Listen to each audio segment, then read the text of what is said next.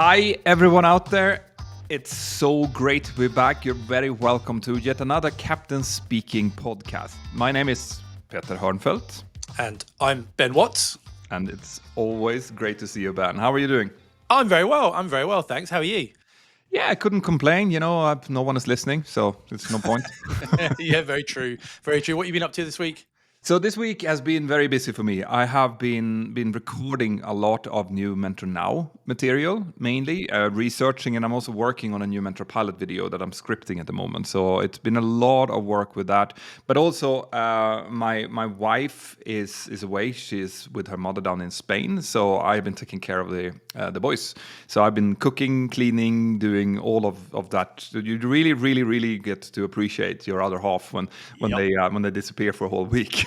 Yep, domesticated petter. Yeah, absolutely. You can picture me with an apron on and a chef's hat and walking the dog, and I've actually had Patchy here in the office with me, which is fun. So he will turn up on some of the Mentor Pilot, the Mentor Now videos coming up.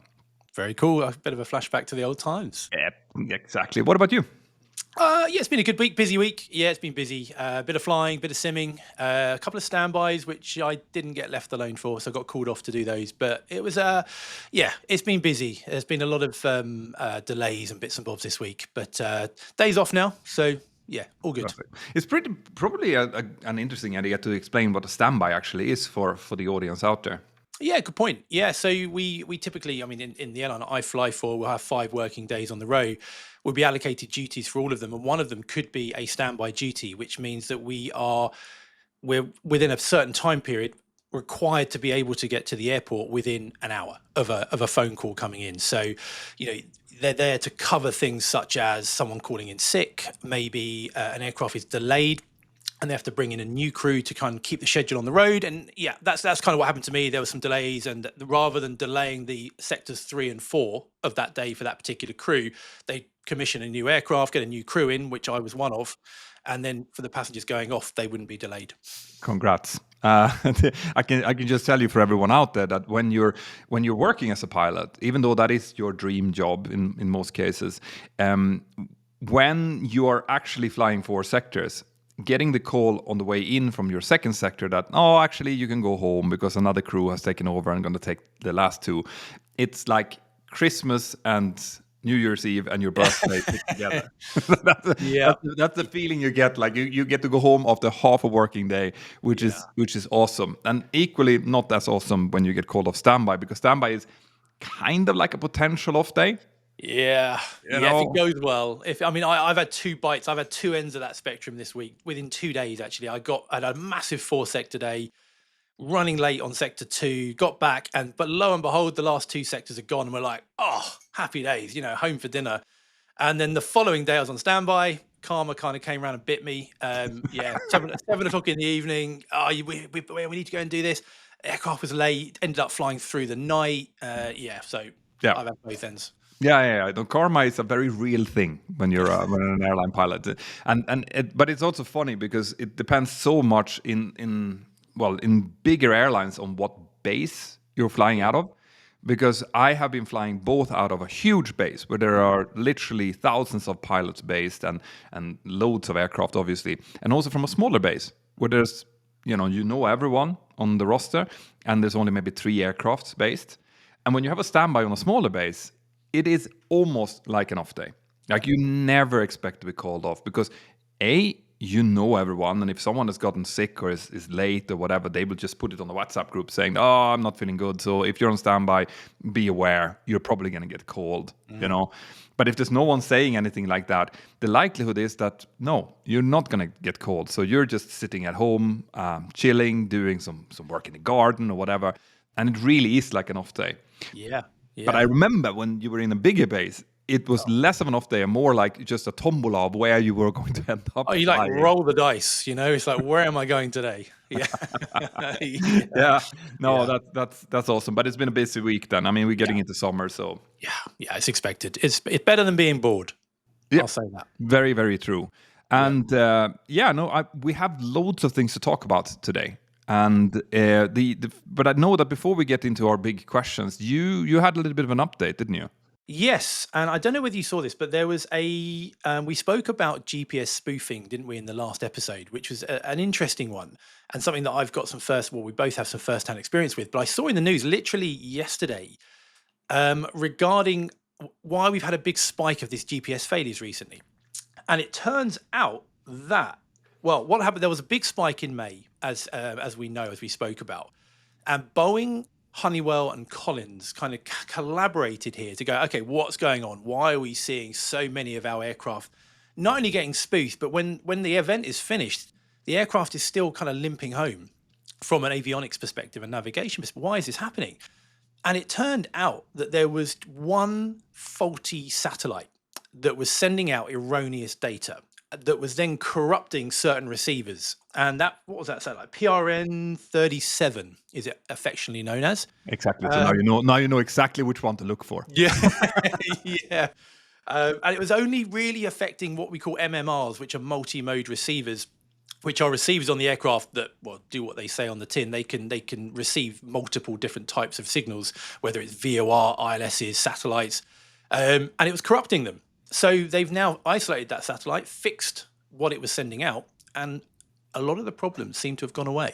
Yeah. Not obviously, what we're referring to here is not all of the problems around specific war zones and stuff, because those are still very much there. But Yeah. but there was like you said, there was a spike in May around the 21st, I think. 21st, I think it was. Yeah. Yeah, where it was just like crazy, and it was in areas that people didn't expect it to be, and that's why I think Boeing and Honeywell and the others started looking into it. Finding this out. People were having loads of theories, like everything from hacking, which we also talked about, to solar flares, to these kind of things. But turns out a lonely satellite can cause a lot of havoc. Good old PRN 37. But it's we have our eyes on you for the future. Yeah, exactly. But yeah, all this other than the usual spoofing, we're back to a fairly more normal level of GPS issues. Yeah, no, I'm really happy for that, for all of my colleagues flying out there, because it's enough to do during a busy summer day, without having that on top. Yeah, absolutely. So we are actually going to do something a little bit different now, right? So we're going to have a short break to present our sponsor, and after the break, we are going to talk about a question that we have received. But normally we take the questions at the end, but this time we are taking a viewer question, and that is because we haven't really properly introduced ourselves. So that's coming after the break. Nice. All right, welcome back. So like I said before, this is a question from one of your viewers, and by the way, I absolutely love that you're sending in these questions. Yeah. We are going to be answering as many as we can in the coming episodes, and we are going to continue answering questions at the end of this episode. So make sure you stay tuned for that. But this one is a little bit particular. I'm going to read. This one comes from John Thompson 9724, but he is not the only one who's been asking this. There's been loads of people asking similar questions. So I'll read out the whole thing, and then we'll concentrate on the first part of it. So from John Thompson, I've always wanted to ask you what made you want to become a pilot and other pilots. There's not many videos on that subject. Your lifestyle, how many flights in a month, how long do you get to stay at the destination? Is it, does it vary? High responsibility, and so on. So that is actually a really good question. And Ben, you want to kick off? Like, what made you want to become a pilot in the first place? Yeah, sure. I can't put my finger on exactly what it was. I think it's something that's in you, isn't it, a lot of the time? But I mean, my earliest memory, if I kind of go back to that, I remember my dad taking me to see my great nan, and she lived when I must have been 3 or 4, maybe. She lived very near Heathrow Airport, and I remember driving around the perimeter of Heathrow and seeing, I don't know what aircraft it was, but an aircraft kind of parked and pointing at the fence. And I lived in southeast London, and I was used to seeing aircraft coming into Heathrow. I lived like left downwind for runway 27 in Heathrow. So they'd pass over the top of me at, I don't know, 5,000-6,000 feet every couple of minutes, but they were like that big. Yeah. I remember going past this airplane, looking at it, and even today, I can still picture the mental image in my head of seeing this thing. I just couldn't believe that that's how big they were, that this was actually a thing that was sitting there this big that could get in the air. And I remember it obviously had an effect on me, because ever since then I was just fascinated. I remember looking at airplanes, and I was one of those kids then that on their birthdays rather than going bowling, I'd want to go to Gatwick and look at the airplanes. That's who I was. You know, I was one of Yeah, those. the aviation bug. And it's kind of in you. And I just had this fascination with it. I had flight sim when I was like, you know, probably one of the first ones. Ooh, Microsoft Flight Sim, 98, I think might be. Geez. ooh, yeah. Oh, yeah, I used to sit on that, and you know, it's before really YouTube, so you couldn't really see too much about it. Going to airports, and at my 14th birthday, my parents, you know, said, "Okay, well, let's get him a trial lesson at Biggin Hill." Really? On your 14th birthday? Yeah, yeah. So I got it for Yeah. my 14th, and it was just a trial lesson, and that was a mistake because that that kind of said it. That was I loved it up to that point, but as soon as I sat in the airplane and flew, that was it for me. It was like, oh wow, I've got to work out how I do this. None of my family flew. I didn't know any pilots. I had no idea how to get into it. But for me, that was it. I was hooked, good and proper. Yeah, so it was then just kind of gearing up to try and get into flying. We didn't have huge amounts of money. I couldn't just go and afford, unfortunately, to go and pay for it at the end. But that was back in the day where there were sponsorships. Airlines used to actually go and pay for a lot of your training. So I thought, you know, and I remember at the back of Flight International magazine, every week, every month, there'd be adverts in there. I was too young at the time, but I keep an eye on it, and they say like Virgin are looking for, you know, people to train or whoever it might be. I thought, you know, come on, counting down the days. So I got the qualifications I need to apply. And then there was an advert, well, there was a couple of adverts that I went for that didn't get the first few, learned from them, went through the selection for it, but got knocked at different stages. But then KLM UK, which is the Dutch airline, had a UK kind of branch, and they advertised for it, and I went for it and managed it. It's like X Factor for pilots, you know. You kind of have these multiple phases of selection, you know, and managed it. You kept getting the letters. Yep, says congratulations, you're through to the next stage, and great. Go to the next stage, and got to the last stage. There were 10 of us for 5 places, and went up to Stansted for the last interview stage with the actual the head honchos there. And anyway, a month later, got a letter saying, "Congrats, you're in." And I was, it's like literally winning the X Factor. You know, you're like, I can't believe this is actually happening. Yeah, and did the training, but then September the 11th happened. Yeah, but did the training. They put you as an instructor for a year. So once you've done your training, they put you for an instructor to build some hours before you joined an airline. But then September the 11th happened, and got an email or letter saying to all of us that we're not honouring the sponsorship anymore. You know, you're not bonded anymore. Good luck. So, you know, but anyway, long story short, got in through KLM UK's other airline, which was Buzz, which was flying 737-300s for their leisure routes. So kind of got in through there. Yeah. So what? So you had to reapply then, or what happened? I was lucky actually, because the chief pilot of Buzz, which was KLM UK's leisure airline at the time, they were doing like the bucket and spade stuff in the 737-300, and the chief pilot of that was the chief pilot of KLM UK, and he did my final interview for the sponsorship two and a bit years earlier. And I was putting emails out everywhere, or applications, and he saw my name. He's like, Ben Watts, I know that guy. And obviously it clicked, and he was like, we'll get him in. And he looked after me, and I got in. So I was very, very, very lucky. See, there's a lesson here. I'm sorry to interrupt you, but the lesson here is that aviation is very small. Yeah. Right. The aviation world, even on a global stage, is very small. People know each other.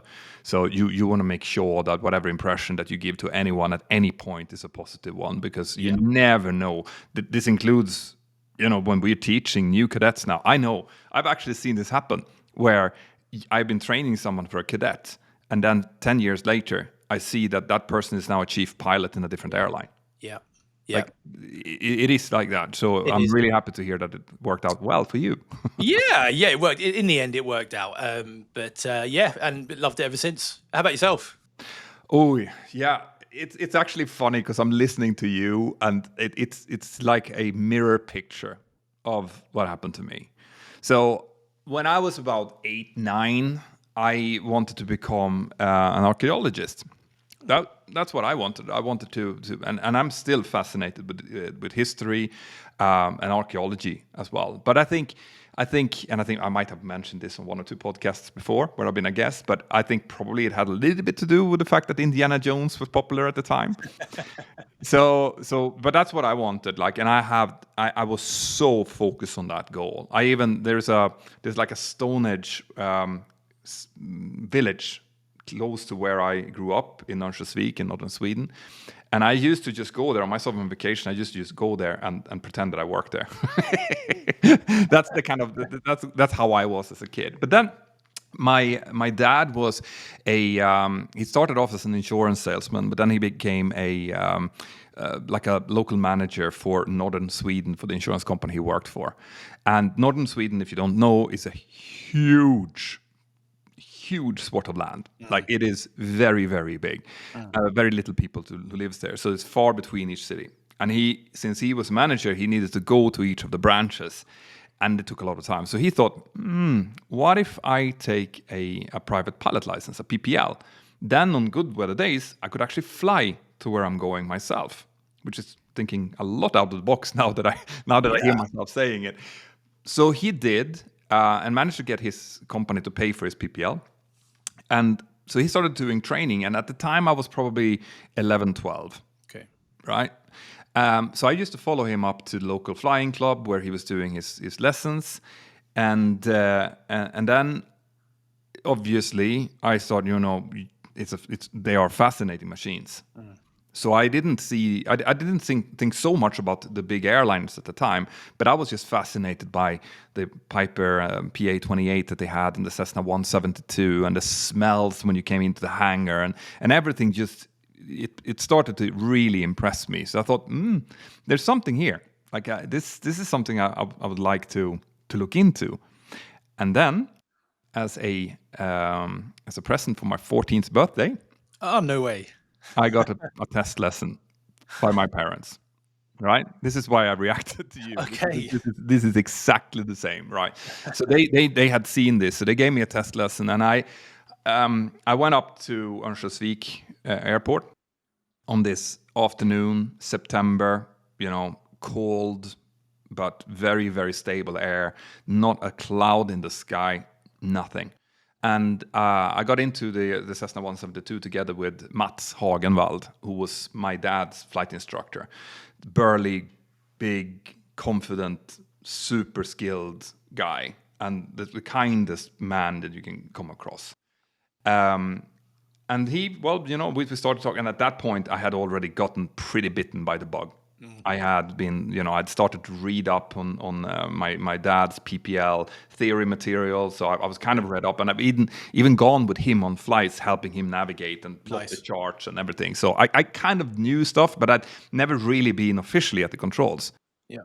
But this guy, I don't know how many students he's had, but at that time he was probably in his mid-50s and very experienced. So he just sat back with his hands in his knees and said, "Right, okay, so you taxi out to the runway. I'll do the communication." I taxied out, and on a small aircraft like this, you use your rudder pedals to taxi. There's no tiller or anything like that. So I taxied out and used the throttle, and the throttle is like a, it's like some, how do you call it? It's kind of like a like a plunger. Like a plunger, exactly. That you like go, like a syringe, exactly. You push it inwards to accelerate, and you pull it out to decelerate. And I was fiddling around with that, going out onto the runway, turning around, and then he got the takeoff clearance, and he said, "All right, so you take off. I'm going to tell you when to rotate. It's going to be at about 65 knots or something." So I was sitting there, just looking at it, like, "Am I allowed? Am I allowed to do this?" And he said, "Yeah, go ahead." So full thrust, holding on the brake, checking all the instruments, letting go of the brakes, accelerating 65 knots, rotation, and I'm airborne. And I'm at the controls, which I'm sure, it's probably similar to what you experienced. Yeah. And then we proceeded doing this flight out down over Örnsköldsvik at maybe 3,000 feet, did a little bit of circling over the city, looked at the sights. Then we flew up to Bilsjö, which is where I'm from. It's a small town inland from Örnsköldsvik. And we did, flying a little bit over my house and everything, super cool. But I was more concentrating on the actual flying, as in not just looking out, but actually like I'm going to maintain the altitude, I'm going to maintain the speed, and I'm going to climb the way that he tells me to. Anyway, after about 45 minutes, we started turning back towards the airport. And I thought, well, now he's going to take over. But he didn't. So he just proceeded with pattering me through an extended baseline, turning finals, selecting flaps, everything down to touchdown without lifting the hands out of his knees, and just like so. After that, and I taxied in, it was over.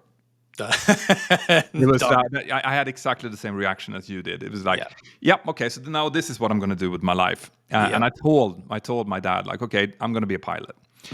And after that, I had the same problem. We don't come from money, so and for those of you out there who don't know, to self-sponsor even back then was like 80,000 euros, probably around 120,000 euros today, but it was very expensive already back then. So that was not really an issue. But I was 14. And the benefit of being 14, which you don't see as a benefit at the time, by the way, is that you have loads of time and you can plan, right? And I can tell you this with utter certainty, is that the fact that I decided that I wanted to become a pilot and I knew what I wanted to do at 14 changed my life completely. Yeah. Because I also, in Sweden, we had government-sponsored programs. So they were not connected to an airline like in your case. It was actually the Swedish government said, well, we are paying for training doctors, we're paying for training lawyers, we're paying for all of this. Why shouldn't we pay for training pilots? But it was only a very limited amount because they didn't need that many pilots. So at the time, there was 30 spots in the country per year, right? It's a country of about 10 million. And this was very sought after. So I knew at 14 that I needed to get into that school, which they actually started training you at 17. Okay. So I knew at 16 I need to have the best possible grades that you can ever get in order to assure myself the chance of going for the tests. So I started working, and I worked, and I was a mediocre student at the time. At the time, the grades went from 1, which was the worst you could have, to 5, which was the best, and I was sitting at 3.5. Not terribly bad, but definitely not very good either. And I worked those coming 2 years. I mean, I've never worked so hard, I think, ever on anything. And I went from 3.5 to a 5. Yeah. Like I had a perfect score. Yeah. And that was not because I'm smart. I am. But that was not. No, but that was pure grit. That was just like sitting when everyone else was out playing football or whatever. I was home studying because I needed that. So I got myself to the tests, and I did terribly. In my view, I did horribly because I was so over. You can imagine when you're 14 years old and you spent the last 2.5 years focusing on a singular point. Yeah. Right. I need to perfect myself in every angle on this date. And you come there and I was so nervous that you cannot even believe it. And I did terribly, as in, I know I could have done better. But apparently I did good enough so that, I mean, when I came home from that, I just tore down all of my everything that I had in my room around aviation. I was crying my eyes out. I actually, even thinking about it now makes... Jeez. Yeah. It shows you how raw that is, how deep that is. That was... Anyway, so that summer was not good. No. But when we started getting closer to the when the school was going to start, I got a letter. I was going up fishing together with my dad at the time, and my mom had received the letter, and she had opened it and saw that I gotten in, but she didn't tell me. Right. So she called my dad ahead, and he had a film camera with him. So we stopped on the way up. We stopped at this diner, and he took out the camera, and I had no. Oh man, that's a big day. Yeah, I didn't know, and my dad took out the film camera, and my mom called me, and I took the phone call, and I can still feel it. Yeah, wow, Petter, that's insane. Have you got that video? Somewhere. My parents have it. I've been asking them to see. I think my mom has it somewhere, and it's you can imagine. So Yeah. they told me like, yeah, you've gotten in. This means that what that meant was basically that the government was going to pay for my PPL, my CPL, my IR, and that was it. Multi-engine came as a secondary thing that you had to apply for separately, and the MCC course. But that meant that as a 16-year-old, I started flying, and as a I'm just turning 17. So we started flying as part of my natural science degree at 17. And so I had my PPL before I had my driver's license. Yeah, me too. Yeah. Yeah, me too. I mean that. Yeah. And you can imagine being 17 and flying around. We were a whole class of 30 that were flying around in like down in Västerås in middle Sweden. Yeah. We had some training areas there, so it's 30 of us flying around in these Cessnas, and I went through that anyway. And then I did my military service. Oh yes. Which was a break for a year as an airport firefighter, which turned out to be a really smart thing to do, by the way, but I'll get to that. And then I applied for the secondary part of this, which was also government sponsored, but it included the multi-engine and the MCC bit. Yep. And the interesting part was this happened when they went from national licenses to JAR. To the Joint Aviation Rules, which was what it was called before EASA. Yes. So so they had changed how the licenses looked between when I did my military service. There was a break. Yeah. So when I got back and I applied for this secondary course, that new course had changed. So now that included I think it was the instrument rating as well, single engine instrument rating. Okay. Plus they had to do all of the ATPL exams again. Right, I had already done the ATPL exams, so there was actually a little bit of a conflict with the school there. I got in, and then I was assured when I got in that since you already have your ATPL, your CPL frozen ATPL, you don't need to do it again, obviously, which made sense. But when I got there, obviously that course had been approved in its current form. So they said, no, you have to sit down and you have to write all 14 ATPL exams again. And I refused. I refused because I did not, like that would be a complete waste of time. So there was a bit of friction there with the school for a while. But what ended up happening was that me and a couple of guys that were in the same position, we started doing our multi-engine before everyone else. Because then, they were doing the theory, we did our multi-engine. So we had our multi-engine done, and then we did the multi-crew cooperation, the MCC course. Yep. Because again, there was only there was a course open, and there was only us who could do it. And what ended up happening was that at the end of that, and during this was the 9/11 attacks, by the way. Yeah. Because this was in 2001. So at the end of that first year, when my classmates had not started their multi-engine yet, I was already done with my multi-engine and my MCC. Okay. And then there was an opening in an airline. And a friend of mine had gotten into that airline, and they couldn't find people to apply. So they asked the previous course members, do you know anyone who might have the papers ready to do this? And he recommended me. So me and a couple of friends went down and did all of the tests, that you do before an airline interview. But this, by the way, is something that you have to do. Those suitability tests is super, super important to do. Yeah. So we did that. We went down. We were the only ones from the class who could do it because we had the papers, and I got in. Nice. So I started flying when my classmates were doing their multi-engine. I started flying the 737. Wow. Which was crazy. Yeah. Right. Yeah. It's dream come true time, isn't it? And it's like, and you can see all of these things happening that looks like serendipity. It looks like, oh well, but it was lucky that but everything is in your hands, really. Like providing that you're not suffering from an illness or something like that you cannot control yourself. If you are if you have it, if you're normal, a normal person, whatever, you can work super, super hard towards one singular goal. Yep. And maybe you won't get into a government sponsored program or an airline sponsored program, but maybe you will be able to then work really hard in a job and put aside money and train on the side. But it's going to be down to grit and Yep. determination in the end.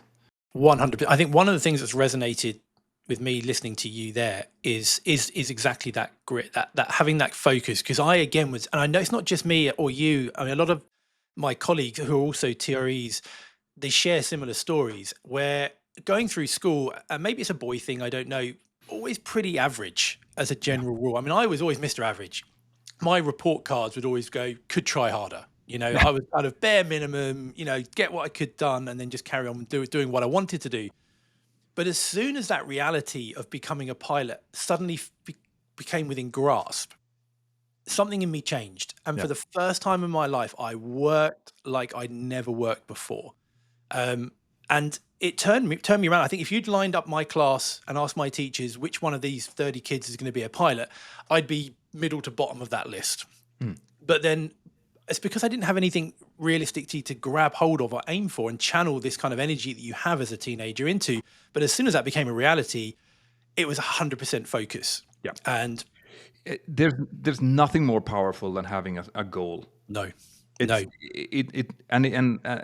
for a lost teenager, which everyone is, to have something to aim for, it means that all of these 1,000 roads that you have ahead of you that you could potentially take, all of a sudden, since you know what you're going for, you can start to choose which one of these roads to take that will lead you closer to that target. yeah, And having that is just, it can measure the things that I tell my whenever I talk to parents, especially, yeah, is like, if your kid has a goal, and in my case, it's always people who want to become pilots, but be thankful as a parent that they Yeah. have that, because even if they don't succeed in the end, just the fact that they have a goal and they're working towards something is going to make everything so much easier. yes. 100. It changes you as a person, I think. I mean, I am a completely different person after that moment than I was before. Yeah. And it stuck with me. And I think the way you reacted when you recalled your memory of that, I think shows people how much it means, isn't it? It's not just a job. This is, No. I liken it to X Factor when I explain it to people. The music show, when you see the winner of that, they're in tears, they're hugging their loved ones. But this is X Factor for pilots. When you finally get that job, it's the same thing. It's the same emotion. It's something you have dreamt of ever since you're that big. See, we talk about the aviation bug, right? And for those of you who haven't heard that expression before, people say aviation bug because it's like a sickness, right? It gets into your soul. And while if you want to become a doctor or a lawyer, I can't speak for people who have that as an ultimate goal. But what I can say is that this one it deeply affects your personality. It goes into, it kind of encodes itself on your DNA. Yeah. And after that, it's just like, no, this is what I'm going to do. And I mean, unfortunately, there's no question that the industry has kind of taken advantage of that. This is why people self-sponsor. This is why people pay for their type ratings. This is why some have these like hour building programs that people pay for working. So there's no question that scrupulous people in the industry has taken advantage of these dreams, Yes. right? But the reason they can do is because it is so deeply, it's a deep urge. Yeah. Yeah. And you can't, it's difficult to actually describe it. And I'll often have a conversation with pilots. I actually had it this week saying, they said to me, I don't know if I want my kids to kind of get into the industry. And to me, it's never a black and white, oh, do I go into it or not? I said to him, it's either in you or it's not. It might not make sense because the world we live in now is different. It costs so much to get involved. The sponsorships are often gone. 9/11 and COVID has taught us that the job can be quite unstable. And from that perspective, it doesn't make sense. But none of that pales into insignificance. I think if your child or you want to go and do that, then you go and do it, even if it doesn't make sense from a black and white perspective. And sometimes you'll be up in maybe it's Monday morning, you're on earlies, you've departed, and it's January, and it's 7 o'clock in the morning and you're having a coffee and you're looking over Mont Blanc in a clear blue sky at Oh, I know. 38,000 feet. And you know that everybody else is in a rainy train station doing the same stuff. And you go, this is one of the reasons why. This is one of the many reasons why we're very fortunate Yeah. to do what we do. And the follow-up question is obviously going to be how I could have given all of that away, but that's for a different podcast. The thing is that you live in different phases of life. Yeah. And when you're a teenager, future is all that you have, right? The future is, and what you're going to do with your life is based on passion. It's based on feelings, because you don't have any experience, and also you don't have anyone depending on you. No. But as you go through life, you're going to come into like in your 20s, and then it's going to be about finding a mate. After that, it's going to be, starting to create a family. And once you get into the family building part of your life, your priorities again changes dramatically, which is what caused me to take this opportunity to kind of be more with my kids and be able to control my time, being off at Christmas, being off on birthdays, being off on those important parts was more important to me because I had flown for 20 years. Yeah. But it doesn't mean that I don't tear up when I think about getting into this fantastic industry that has given me everything that I have. Yeah. So no, I mean, I love that this question was asked, and I hope that those of you who asked the question got it. Now, we haven't gone into what it's like to be a pilot. We can take that in a different podcast, because there's a lot to say about that. Did it live up to it? Yeah. But I think now it's time for a break. And when we come back from the break, we're going to talk about what a pain in the ass it is to fly during the summer. So stay tuned for that. All right, Ben, we are back again. So this was actually, we kind of sat, and when we talked about what we were going to be discussing in this episode, we started talking about the fact that you have been flying now. And we started talking about how it's like to fly now as we're in the summer. Yes. And most people associate summers with nice sunny weather and chilling out. But for pilots, it's very different, right? Yeah, it is. Yeah. I mean, I'm flying a lot more. The training load at the moment is in a bit of a dip, which is quite nice because we've been working so hard training over the last few years. There's a little bit of a gap now, so until it ramps up again, which means we're out of the sim a lot more. We're doing a lot more flying, and the flying we are doing, which is quite nice sometimes, is to do just some regular flying. I love the training, but it's also nice to mix that up with a bit of just normal line flying with an experienced FO. But yeah, flying in the summer now, it's starting to bite. You're in the difference. You've got delays, as we mentioned earlier on, because so many more people are flying. There's only a certain amount of airspace. Slots, air traffic control delays, all of that starting to come in now. Your days get longer, but also you're getting things, weather-related issues as its temperatures start to heat up. The weather's changing. Things like turbulence that starts coming in more, and something that I've noticed, particularly this week, there's been a lot of strong jet streams, high-level, fast-flowing movements of air that you kind of traverse through, and as you go, it gives you turbulence. And I know it's a topic that a lot of people, are worried about or think about or confused about. There's a lot of urban myths out there about it as well. Yeah, but I think turbulence. It's a topic that I know a lot of people are wondering about. But when I was saying that there's a little bit of a pain in the ass to fly in the summer, I was thinking of other things actually. I was thinking about VFR traffic and like you said, ATC slots and those kind of things. Yeah, we'll come back to the turbulence, but yeah, the IFR and the VFR, flying. We go to a lot of these smaller airports. The beauty of what we do with our job, we mix a lot of flying. We're in massive major airports, huge, big hubs. And we also go to much smaller airports where really you might be the only commercial flight going in there that day, and everything else is just small propeller aircraft, which is nice in some ways because you don't have all of the bits that go along, the downsides that go along with flying into major hubs, such as massive taxiing times, delays. You know Barcelona, don't you? I mean, when I see Barcelona, I'm like, oh my God. Yeah, Barcelona is a minimum of 35 minutes of taxiing normally. Yeah, it's huge, isn't it? It's huge. And you're taxiing miles and you've made a massive queue. So you kind of mitigate all of that. And you're going to these small airports, which is great. But and this is a big but, you're mixing now with lots and lots of light aircraft, particularly on a summer day. So if you're going to maybe, some of these small French airports, it's Saturday afternoon, it's Cavoquet, it's a beautiful summer's day. You know that every man and his dog with a PPL is going to be flying their aircraft that day in that airport, Yeah. which is great for them.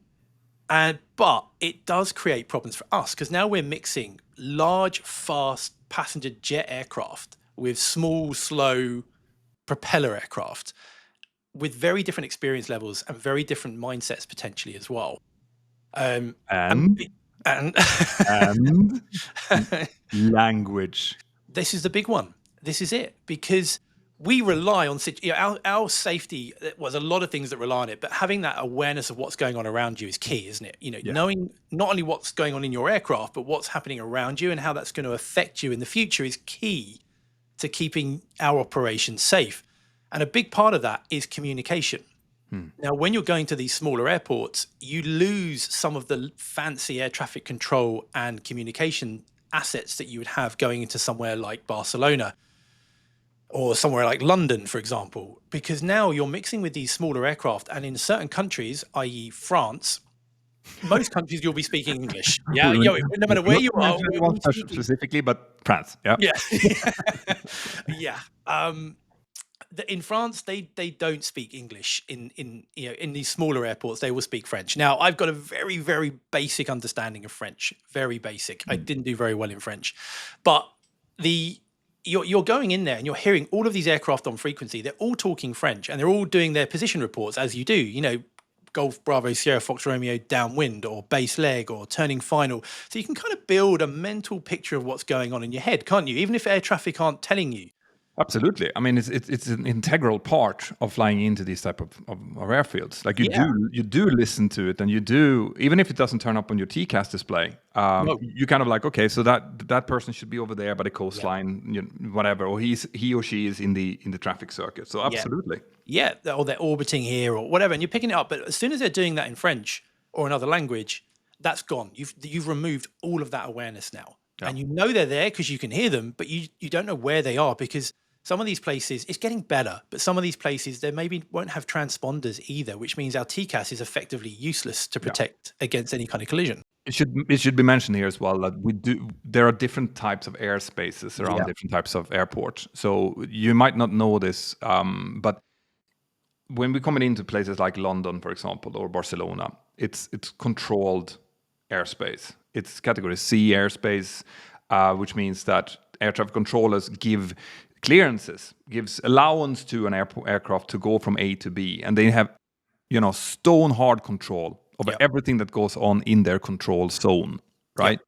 So that means that no one is going anywhere without them knowing it, which means that we have that layer of protection. But as you go to these smaller airports in southern France, for example, you might actually have uncontrolled airspace or partially controlled airspace, where, for example, air traffic control will separate IFR, as in instrument flights, which we are, from other instrument flights, but not from visual flights.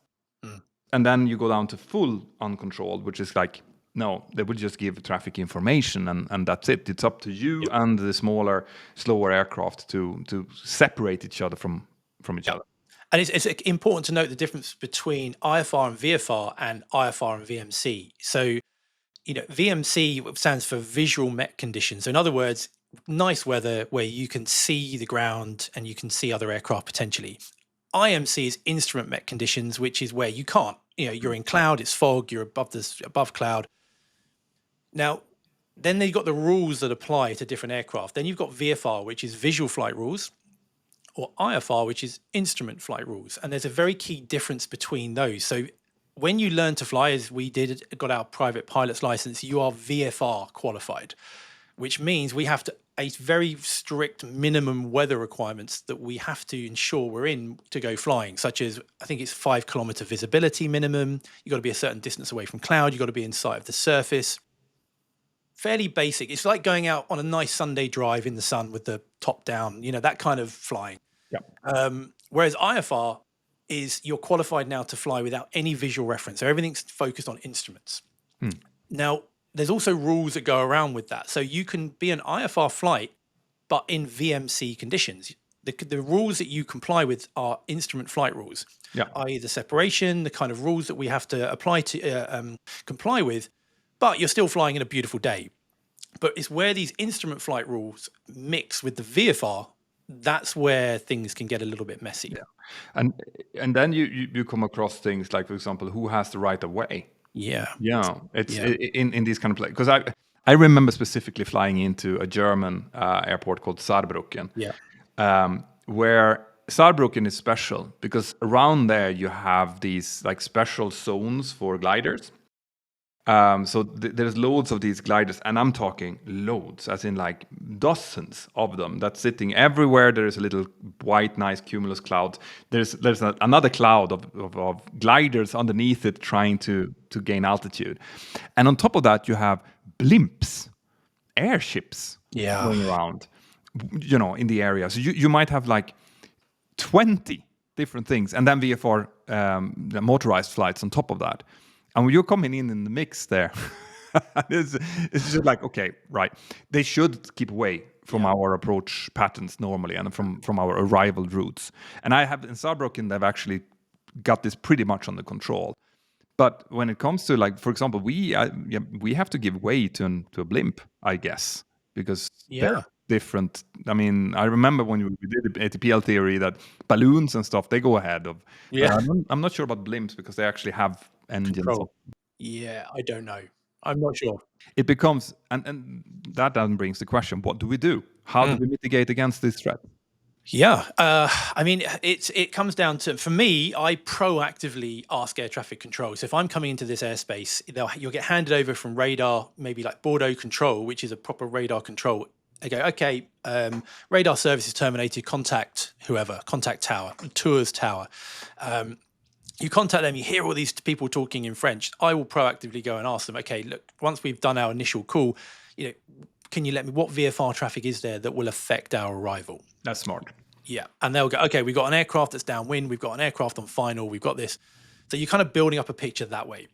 And what I've found from experience there, as soon as you mention that, there's a bit more awareness from everybody's point of view. I tend to see, suddenly you'll hear, they'll start talking in English maybe, or they'll say, yep, we've got them orbiting downwind, they're waiting for you now. Or it'll kind of prompt them to think a little bit more, hopefully. And we slow down. Speed is not your friend. We need to see and avoid potentially. If your TCAS is not working, the slower you are, the more time you have to see something and then respond. So I'll slow right down to sub 220 knots from where we were. Eyes outside. Well, we will brief this. We see it as a threat. We talk about what we're going to do to mitigate that. But yeah, slowing down, making sure your TCAS is on. So if they do have a transponder, at least we're going to see it.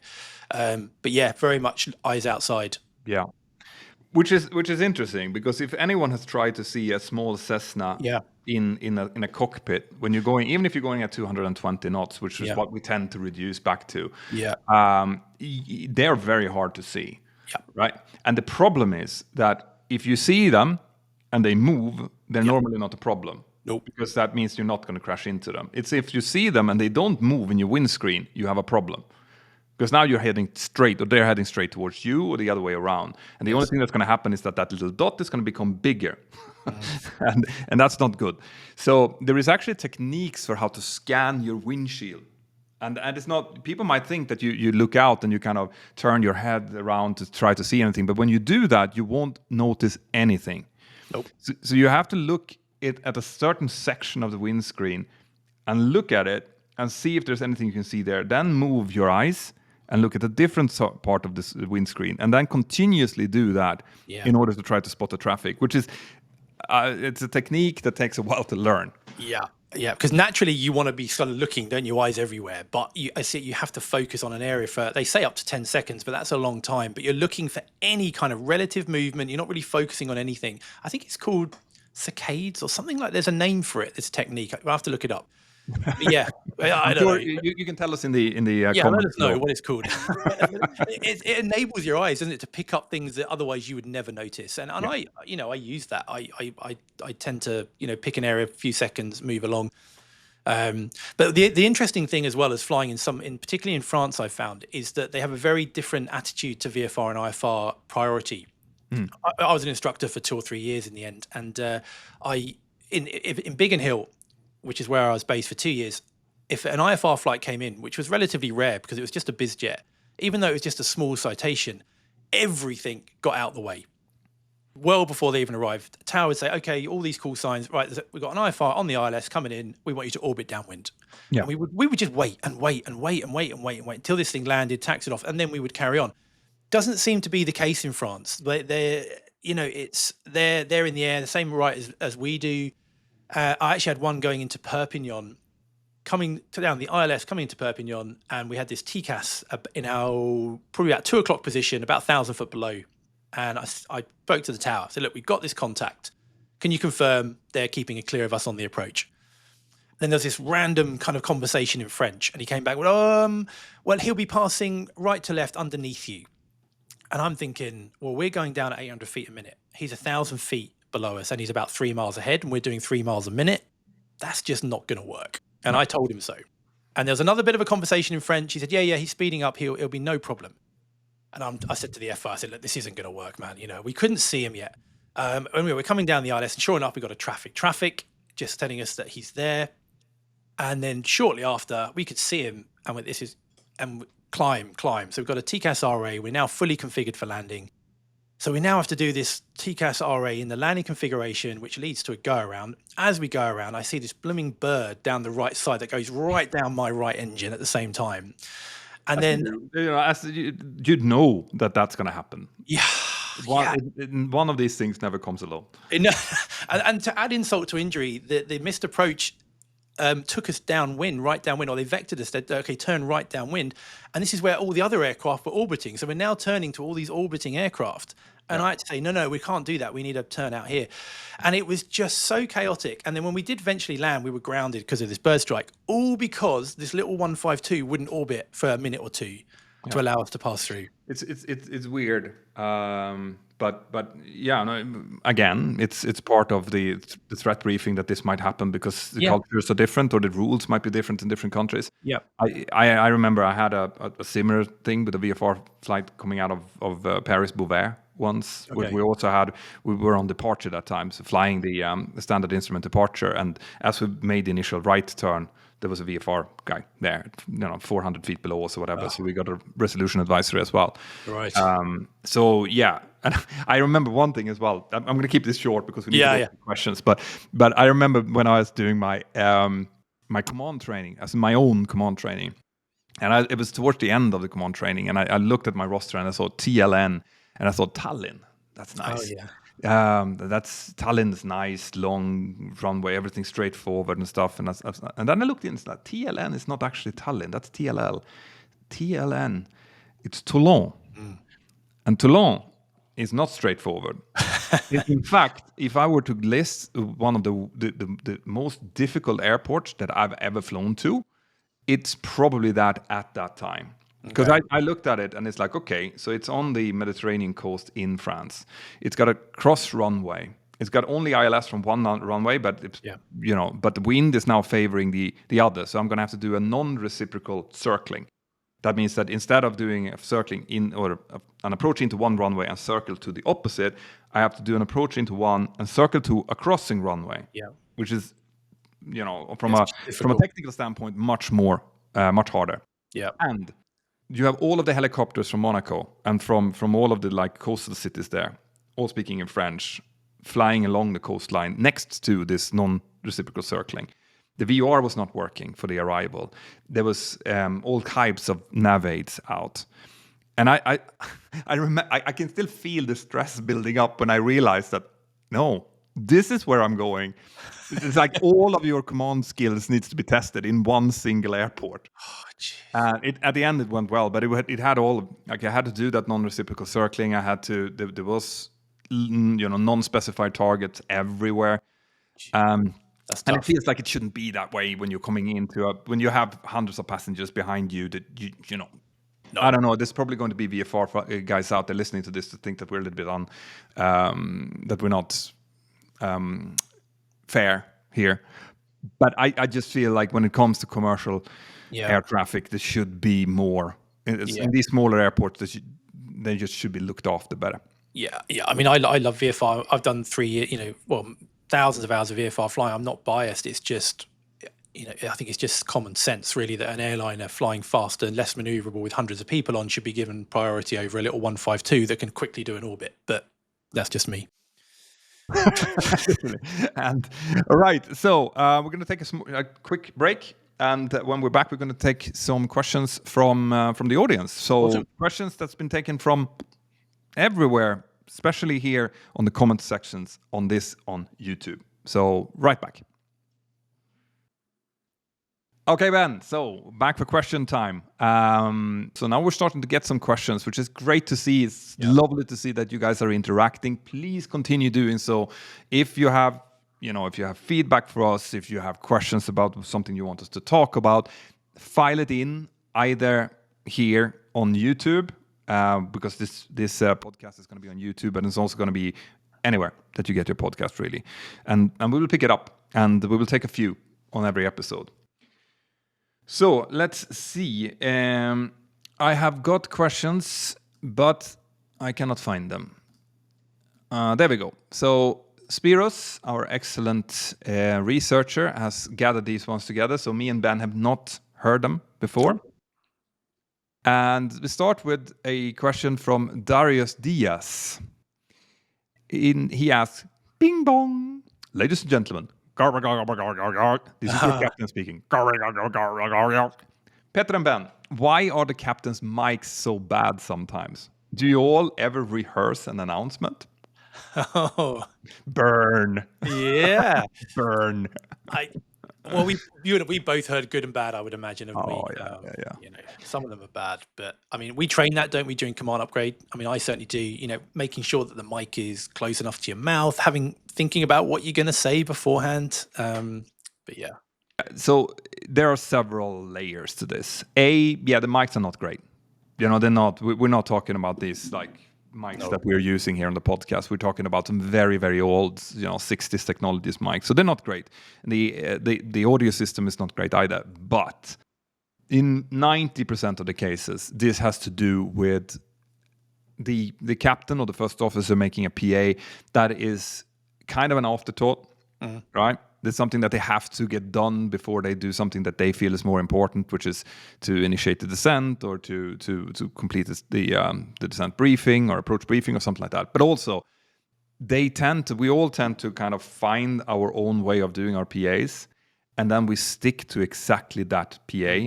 We just changed airport name, weather, arrival time, right? So it's exactly the same every single one, because then we don't have to prepare it. Now, the downside of that is that when you do something by heart that you've done maybe 4 times already that day, you're going to do it too quickly. So you speak much quicker than you should, so that people who have no idea what you're about to say and is hearing this for the very first time in their life have no chance of following what you're saying. So this is one of the things that I do talk to command upgrade cadets about, that do it slower than you think is possible. Yep.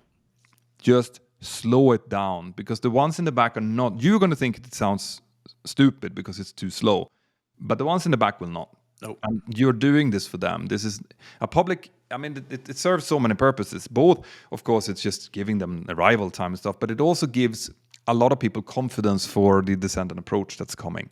So they hear the voice of the pilot who's flying them. They hear that person sounds competent, assured of himself. He or she knows what they're doing. And that forms a really, really important part in our job.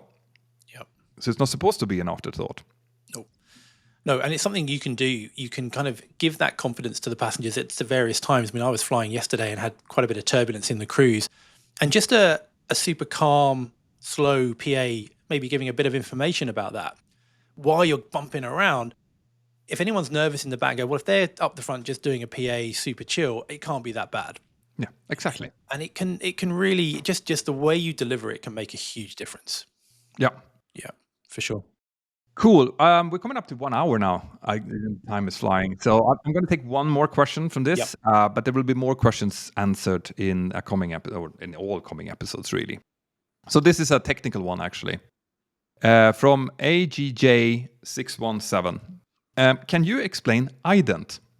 A United Airlines flight approached Denver, took a lightning strike, and lost comms, though they could hear ATC but could only respond with ident. Good question. So, yeah, I've never heard of that before, but sure.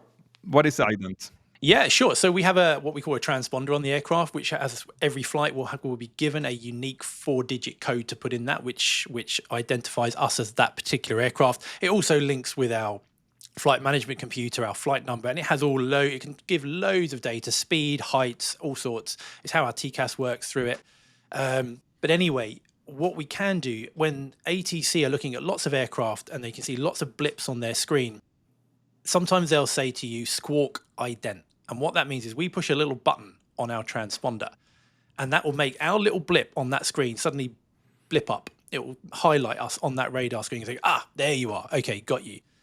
So they can also use that with a secondary effect that if you can't transmit through your comms, you'll often hear air traffic say to them, if you're receiving this message, squawk ident. So even though you cannot transmit and say, yes, I can hear it, by pressing the ident button, they'll see you light up on their screen. They go, okay, he's heard it. We can communicate with him one way. Yeah. Which is a good workaround. Yeah, and that can happen in, for example, it's very common with smaller aircraft that's flying at lower altitude. Yeah. So, the transmitter in tower obviously is stronger than the one in the aircraft. So sometimes they can hear the tower, but the tower cannot hear them responding because they're so close to the ground and they're too far away. Yeah. So you hear that very often with smaller aircraft. Not so often with airliners, but like I said, these guys had a lightning strike, so it probably took out some of their comms. And it's another way of sorting. This is resilience. This is using things in a way that they weren't supposed to, but works fine. Yeah. So. Using what we have available. Exactly. So, I'm going to take that as the last question because I don't want this to be too long, even though I love speaking to you, Ben. And so, again, I just want to remind everyone to make sure that if you like this podcast, you subscribe, you leave a like, and maybe you even send this on to a friend that you think might appreciate the podcast because it helps a lot. And do send in your questions in the comment sections wherever you're hearing this. And that's it. Do you want to add anything, Ben? No, it's been fun. Looking forward to next week. Yeah, me too. Have an absolutely fantastic day, and we will see you next time. Bye-bye. Take care.